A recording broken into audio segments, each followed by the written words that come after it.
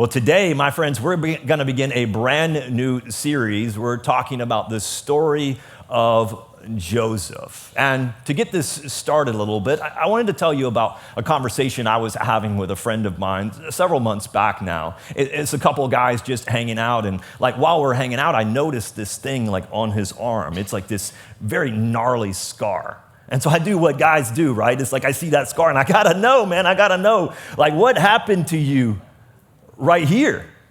And so he was like, oh, bro, let me tell you the whole story. Let me tell you what happened. Like, this one's been here for a minute. Let's rewind. And so he was like, I was a kid and I was on my bicycle, which so many scar stories start with your bicycle. Am I right? Come on. And so I was a kid and I was pedaling just as fast as I could go. I was getting down on my BMX bike. And sure enough, I hit this loose gravel on the front end. And before I knew it, I'd been slammed down. And here's what happened. And it's kind of gross. The handlebar, which didn't have one of those rubber grip things, went into my arm. And he was like, man, it was pouring blood everywhere. The neighbors came out of the house. They're all panicking. My mom floods out of the house and she's screaming. And I'm like, well, bro, did it hurt? He looks at me like, you're dumb. He's like, of course it hurt, man. What are you thinking? He's like, but look, it doesn't hurt anymore. That's right. Every time I see it, I remember. All of these years later, I still remember. And he was like, hey, I got some more scars. You want to see some scars? And so now it just became like, well, bro, I got some scars too. You want to trade scar stories? And so we went into this thing, right? And he showed me one scar, and then he showed me another scar. And then he did something. He said something, and it stopped me right there. And he said this. He says, I've got scars that you can't see, too. And immediately I was like, whoa, okay, bro, you just took this a different direction, didn't you? But I knew what he was talking about. And it hit me like right here in the chest, because there are the things that are like, I can't see it on my arm, but there is a scar that has been here, right? And so something happens sometimes to every one of us where we have these scars, these things that have happened in our past, and they've left marks on us. And even though you can't see them, they're still reminders. We still walk through something. There's this hurt that happens. I've got scars. He's got scars. You've probably got scars as well. And the truth is this, and some of them are not scars yet. Some of them are like still like open wounds, right? You kind of got cut. And you feel like, dude, I'm just bleeding out everywhere, and I'm trying to like just bandage it and hold it all together and to keep it together, but something has happened, and I have this, it's not even a scar that you can see. Some wounds, though, it's like, some time passes, you start to patch things up just a little bit, but this, it's like, it's a fresh wound, right? And it just takes anything to like pop that bad boy back open. You ever had something like that, like physically on your body? And maybe you've gone through something like that. You've had some little bit of healing, but all it takes is one word, one thought, not even from the person who hurt you, but just something else triggers it. It's still kind of like a wound, like right at the surface, right? And then maybe eventually you've gone through some things, you've grown through some things, and they left their imprint on you. They left a scar behind. Now, we know this, right? The scars that you can see on the outside, those come from bicycles, maybe trampolines, maybe something that happened on the playground. But the scars that you can't see, well, they don't come from bicycles, do they? Who do they come from? Yeah, they come from people. And guess what? You can't actually scar me in the way that some people can. Like, people have different abilities to hurt you and to wound you. You know that? A stranger on the street, roll right off my back. But let somebody that I love, that was supposed to be there, supposed to care for you, let that happen, and that cuts different, doesn't it? There's a scar that gets left behind. And here's what we know, and I know and you know, is that every scar, just like my buddy's bicycle story, every scar has a story.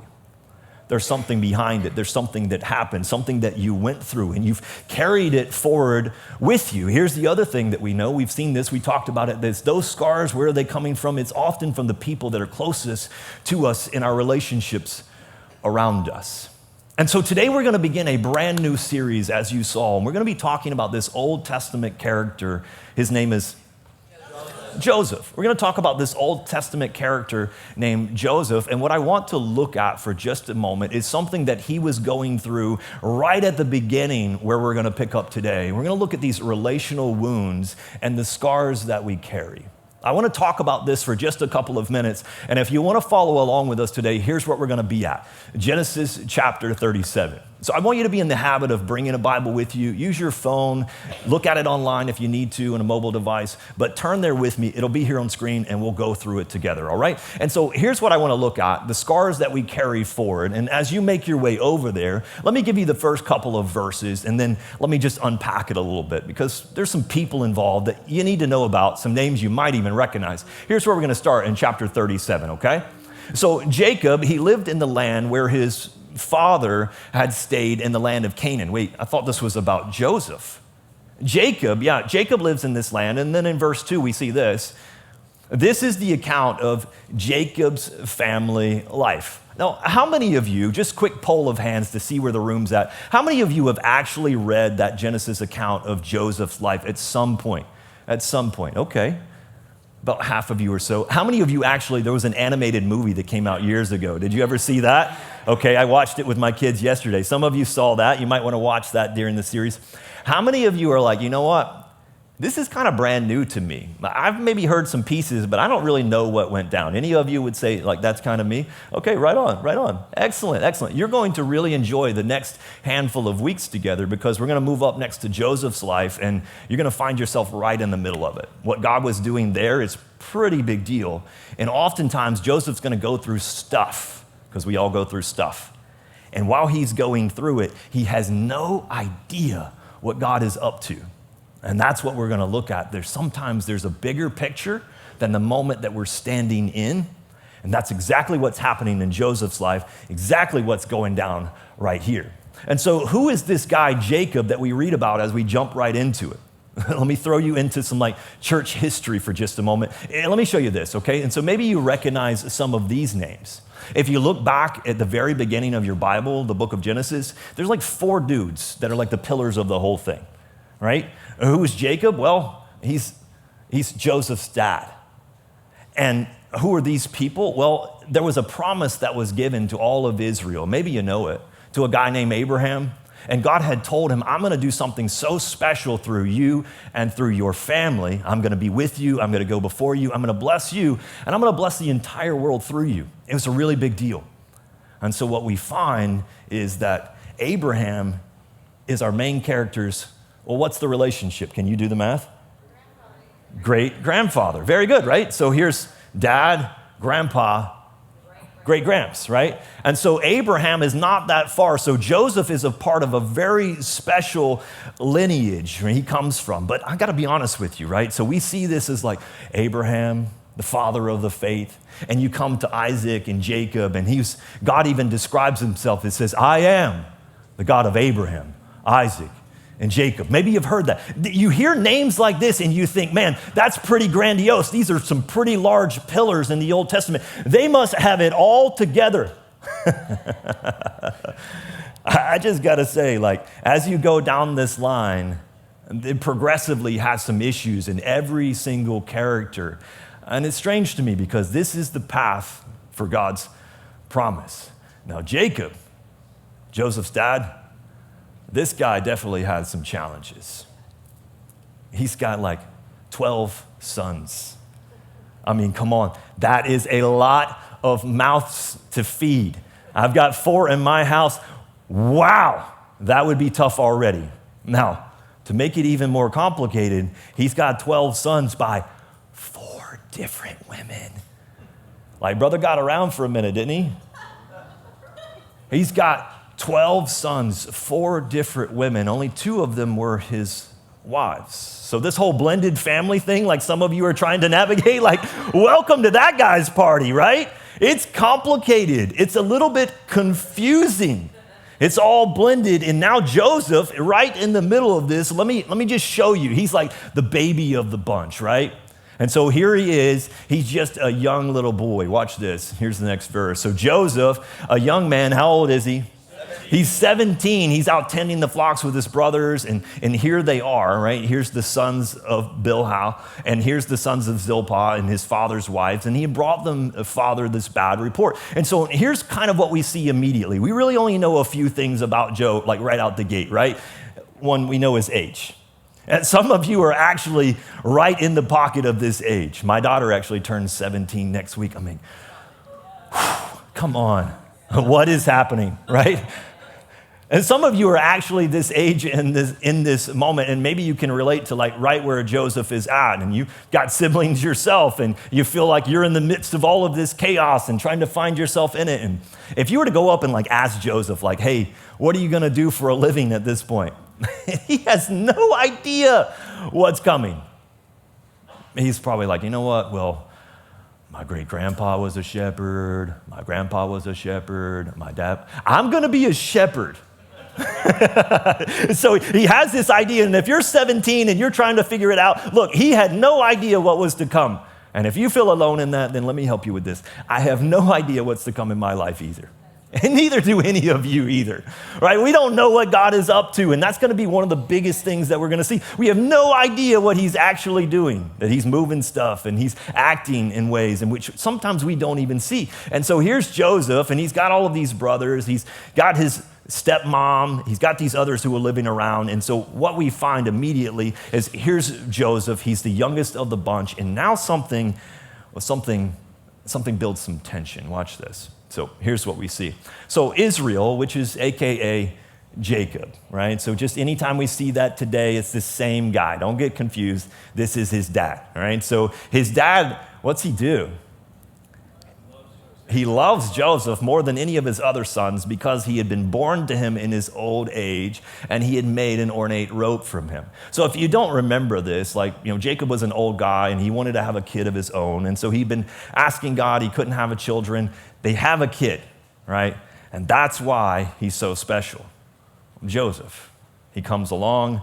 This is like prized possession kind of thing. I didn't think it was possible, and now here he sees his kid as the promise. And so here's Joseph on this scene, and this is where we begin to see like the whole family drama just begin to unravel. Like if you've ever had like drama in your family, I mean, come on. Don't we all have drama in our family? You are the drama in your family? Yeah, I know, right? So Joseph's going to have some real drama that's showing up in his family, and you can see immediately like why. I mean, come on. Would this not like provoke your household? His dad didn't even hide in the fact. He's not like, look, I love you just as much as them, but he's like, nah, dude, just forget it. Know your place, boy. This is my favorite. I think about like if I did that with my own kids, like how well that whole thing would go down. Am I right? And so as we're reading this, in case you just like are a parent and you need like a pro tip, here's the thing, like fellas, let's not do this multiple wives thing, okay? It just creates confusion. It creates issues. Like one woman is enough. And here he's married all of them. He has all of these kids. And now he's in this situation. And Joseph is his favorite. He's got this robe thing. And if you're familiar with this, like it was very ornate, flashy, had all of these other colors to it. And so here's 17-year-old Joseph. He's just prancing around in this little robe. And all of his brothers are watching this whole thing. Now, how would you feel if mom and dad shows all this favoritism and you're on the sidelines and you're like, yo, like, what about me? The same way that you felt was how the brothers started to feel. Like, watch this. Like, here's what when his brothers saw that their father loved him more than any of them, they did what?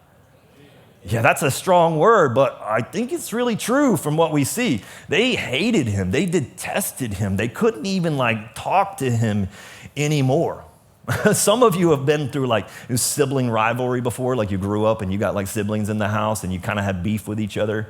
Some of you are still navigating some of that sibling rivalry with some beef with each other. That's what's happening right here. And so they can't even they can't talk to each other. Why? Because there's this robe that stands in between them. And every time they look at it, every time they think about it, it's just a signal. It's just a reminder of the scars that are in their own heart, of wounds that were taking place. And so the brothers, they begin to have this resentment towards Joseph, and they're going to start to make plans, and try to even take him out. Now, some of you have been through this before. Hopefully your siblings aren't trying to take you out, but maybe you know what it's like to be second, to feel like you were always compared to, like somehow that maybe you never could measure up to. This is a feeling that many of us kind of navigate, and we walk like, I don't know if I'm, and we wonder about our value. Am I as important? Am I as valuable? And in this moment, all of the brothers feel this, and something grows on the inside of them. Bitterness, animosity, resentment even. And their heart begins to change. And so what do? Well, they're scarred. They're hurt. And like you've heard, hurt people hurt people. And that's what's about to go down. So watch this. So Joseph, he's 17 years old, and God's doing something in his life. He's preparing him in a way, but he has no idea what's to come. And one night, God gives him a picture, this dream. Here's this dream that he has. He has this dream, and when he wakes up from the dream, he comes back out and he begins to tell it to his brothers. And because of the context of the dream, what happens? They hate him even more. Watch the dream, watch this. And so he says to them, listen, guys, hey, gather around. Watch me in my shiny coat. I've got a story to tell. Come over here. And so he begins to unpack. Here's what happens in the dream. We're binding these sheaves of grain out in the field when suddenly my sheaf, it rose and it stood upright while your sheaves, it ended up bowing down around it. And his brothers say back to him, he's like, hey, what's your intention? Like, what's your motive? Like, what's going on behind this? What are you thinking? Are you planning on just like reigning over us? Are you actually thinking that you're going to rule us one day? And so they say this to him, and then they hate him. Watch in verse 9. He continues on, and they hated him all of the more. Why do they hate him? Now they have more reason, right? It's growing, it's amplifying. Look, my dad loves you more than he loves me. It feels a little bit like, and I hate you for it. I resent you for it. There's something that happens. Inside of this moment, it's growing even more. There's this dream. There's this thing that's being shared. And can we just acknowledge something here?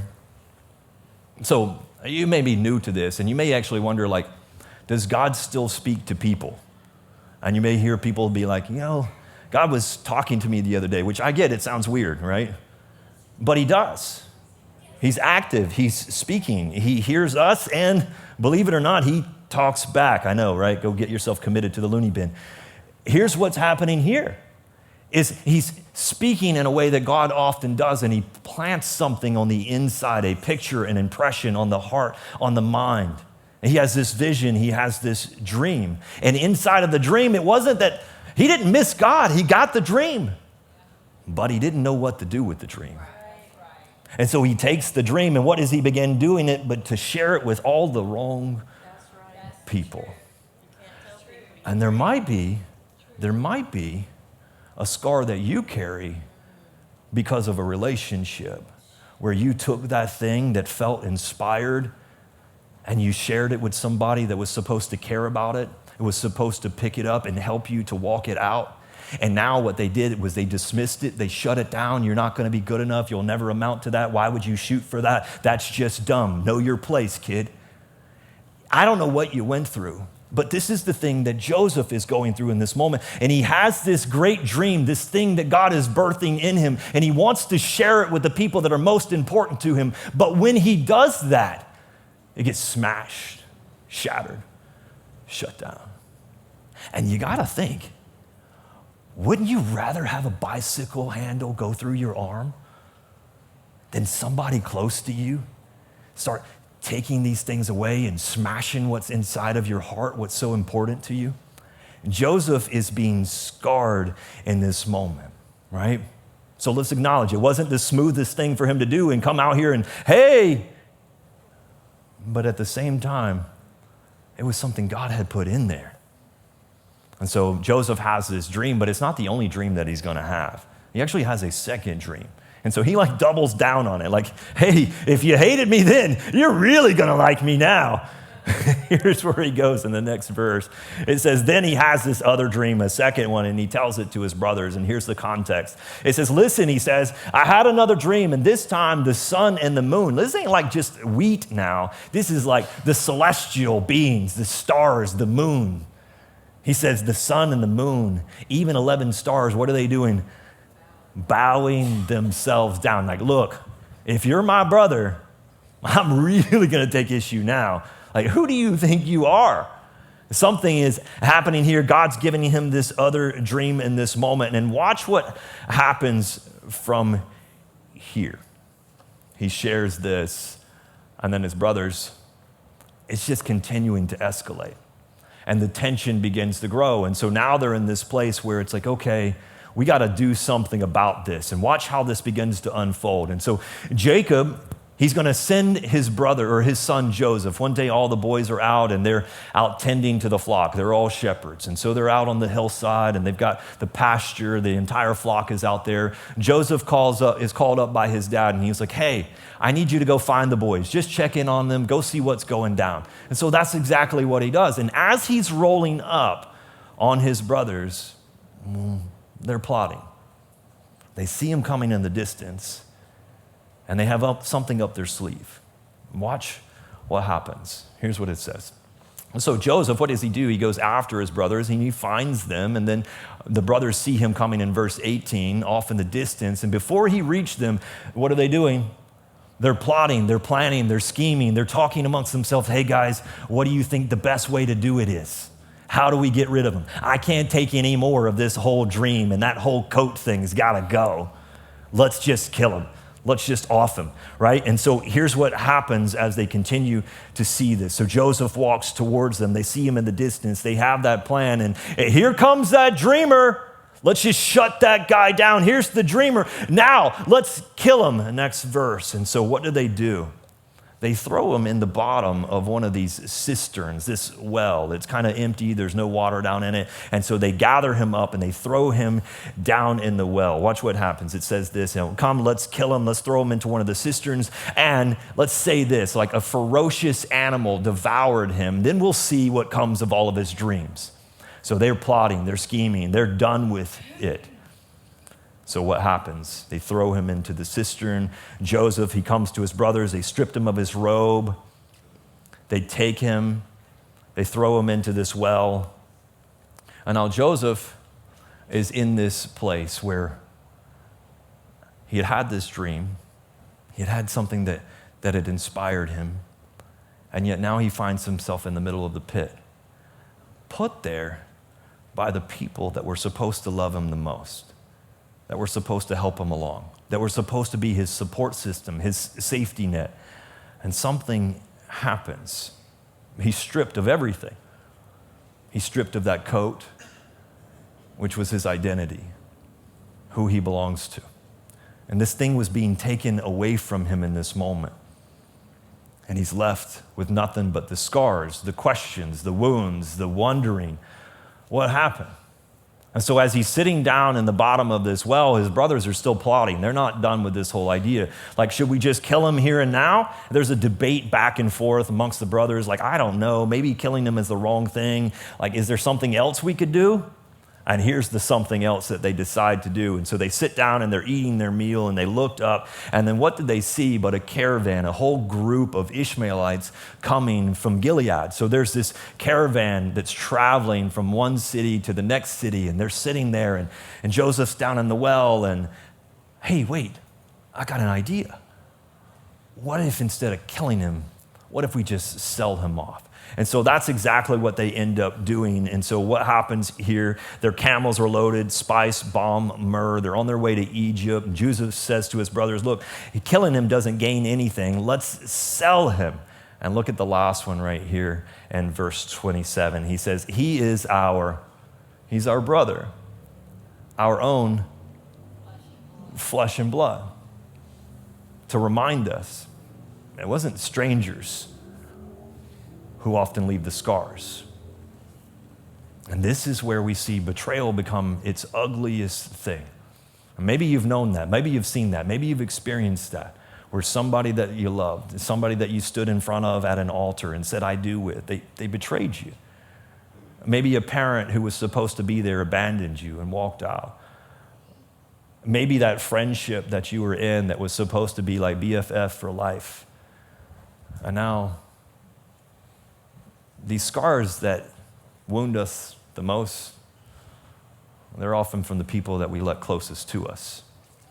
And what's left behind can leave us feel like we're stuck down in the pit with no way out, no understanding, no answer to our questions.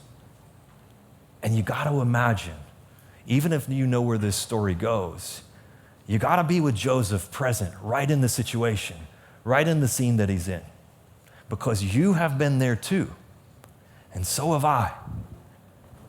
And getting out of that pit, that's a difficult thing to do sometimes, because while we're in it, we lack the perspective to see anything bigger that's going on other than our own pain, our own hurt, and our own wounds. And one of the things that Joseph cannot see yet is what God is up to, that there is something bigger at work. And his 17-year-old mind and spirit and soul can't even comprehend it. And what I've realized in my own life is there are so many seasons and moments that you just can't see it yet. And you don't comprehend it. And it doesn't make sense. It feels like hurt. It feels like pain. And it leaves a scar behind. And I carry that with me from one season into the next season. Joseph is only 17 years old. And now he's been deeply wounded.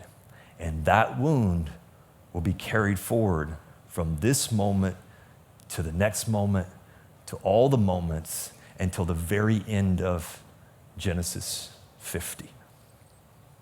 So what does that mean for us as we get into all of this? What does that look like for us? We've said that Joseph had these scars that just couldn't be seen, that he had things that had happened to him that he would carry on the inside of his heart, that his life had been turned upside down, that somehow he goes from the favored son to now he's the hated brother. His dream has turned into disaster, and Joseph has these scars that can't be seen, and I have these scars that can't be seen. And you have these scars that can't be seen. And as I'm looking at this, just in the very first week as we kick into this series, there's something that was happening, is that in the middle of it, Joseph could not know what he did not know, that he could not see and would not know how this story would end. Think about it. While he's in here, what does he know? What answers does he have? Nothing whatsoever. And you and I are a lot like this, because it's those wounds that actually end up shaping us.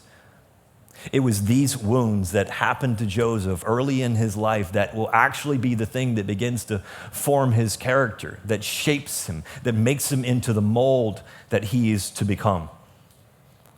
And so what we find in all of this, and even though he can't see it yet, is that God is at work even in the midst of all of the dysfunction.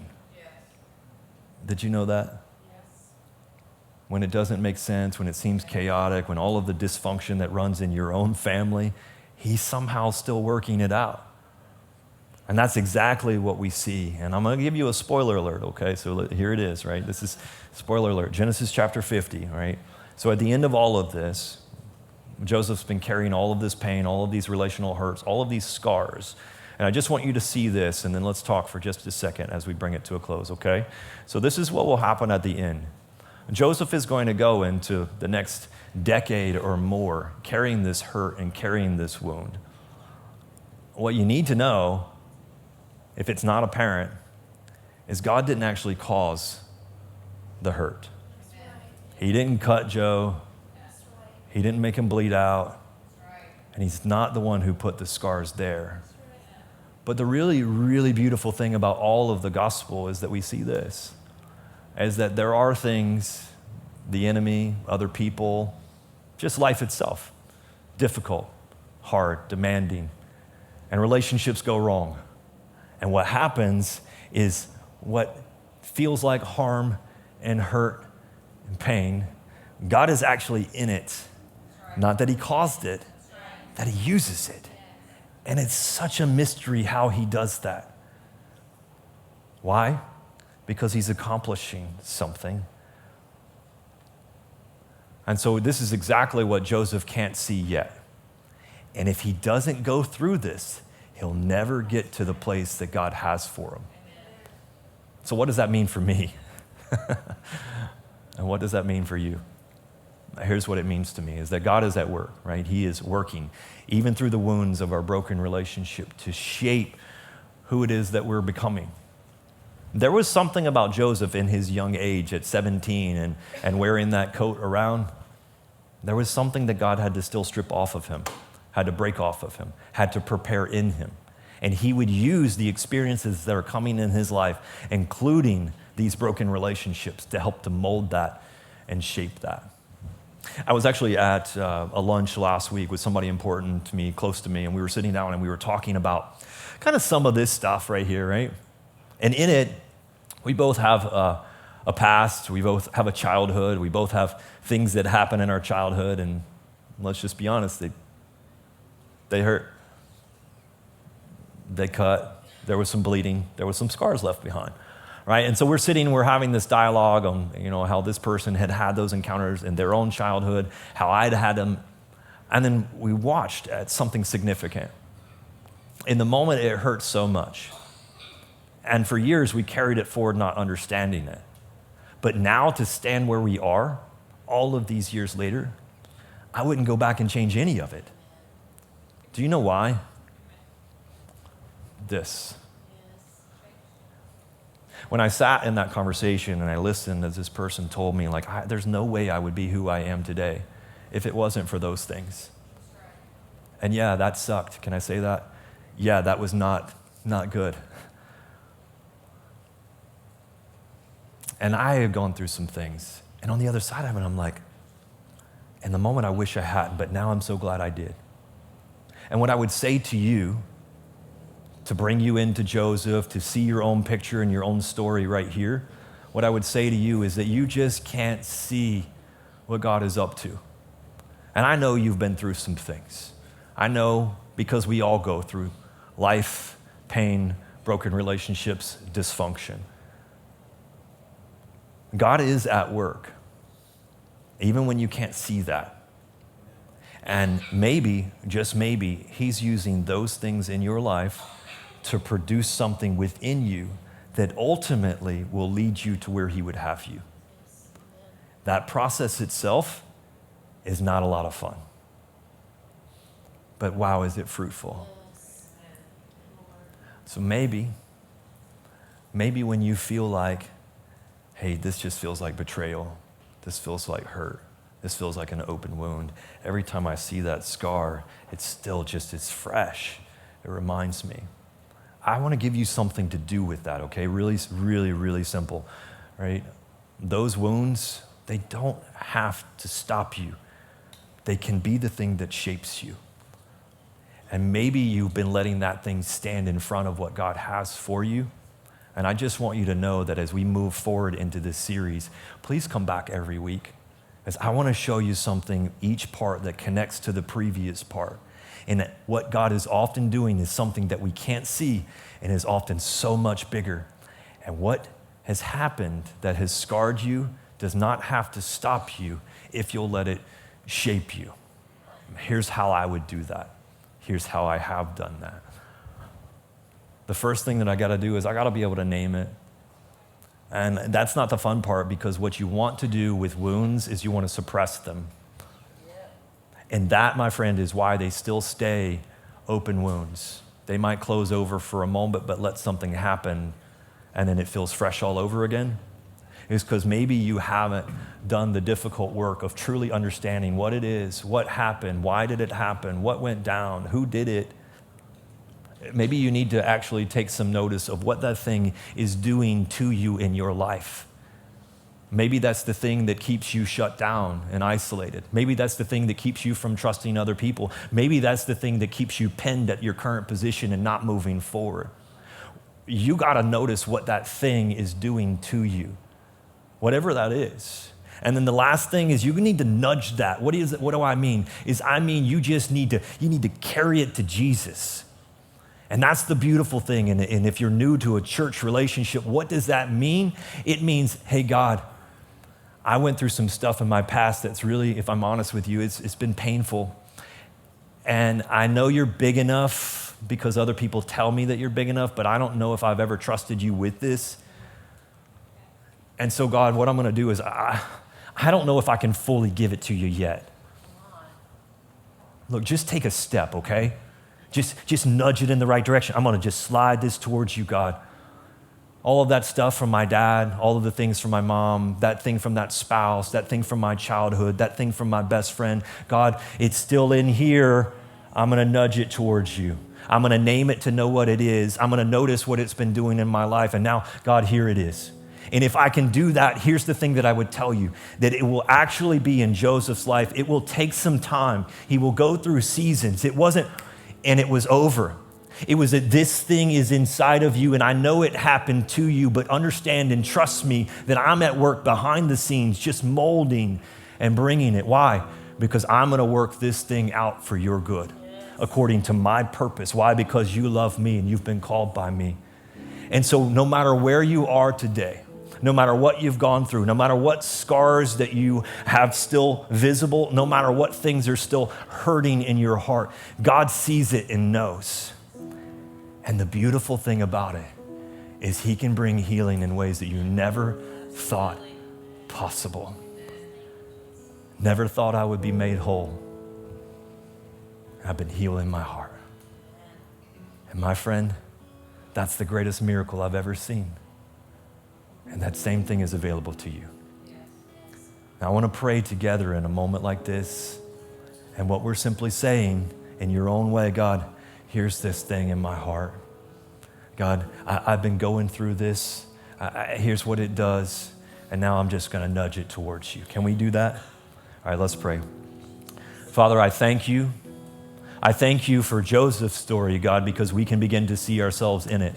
And God, we have our own scars. We have relationships that were close to us and that felt like they cut us and left us bleeding. We didn't know what to do with it or why it happened. And God, sometimes it's just confusing. Sometimes, Lord, I've just chosen to bury that thing down in my heart. And today, Lord, I just want to name it for what it is. I pretended like it didn't really impact me and bother me, but it has. I pretended like I was over it and okay with it, but I'm not. God, I don't even like to bring it back up anymore because it still reminds me and hurts. But Lord, I know that this thing is prohibiting me from growing and going. It just keeps me stuck and keep repeating this. And God, I want to get through it. Father, will you help us to have a perspective that's so difficult, one that is yours, that you're at work, and can we trust you with it? So God, I just pray for every heart that's in here, especially those that have been hurt, that there would be courage to just bring it to you, to just give it to you, to nudge it towards you. Bring healing. Bring your purpose through it. Teach us to trust you with it. In Jesus' name, amen.